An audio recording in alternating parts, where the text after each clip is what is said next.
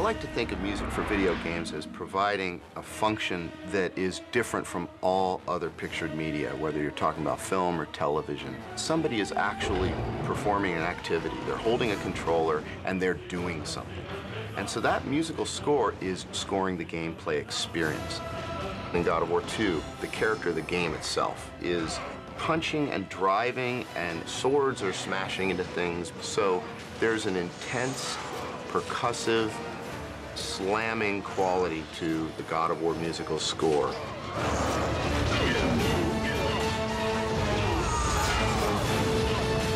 The God of War II score really tracks the intensity of the game as if it's just another player in there, like another invisible actor in there, just raging right alongside Kratos.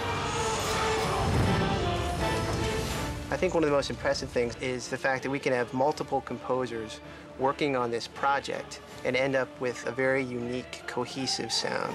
We actually had 4 composers who are also on God of War I: Gerard Marino, Mike Regan, Ron Fish, and Chris Velasco.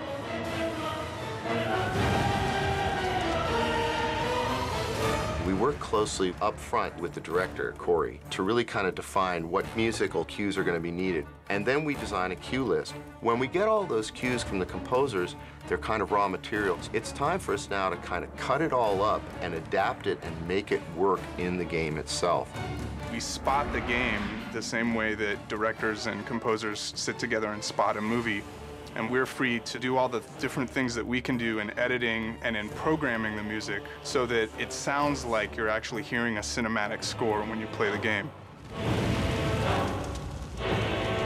This time around, we added a lot more live production. Some of the compositions are a little bit more complex and frenetic, and we really needed just like the best players to really pull this off.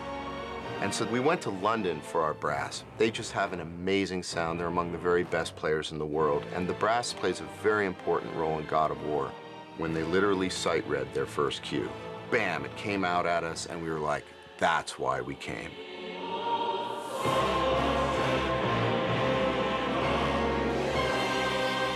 Same thing was true in Prague, where we got our strings, and we recorded a 40-voice choir. They got the music very quickly and put their hearts and souls into it. The live music then comes back and has to be incorporated back into all of the source material we received, and just sounds incredible.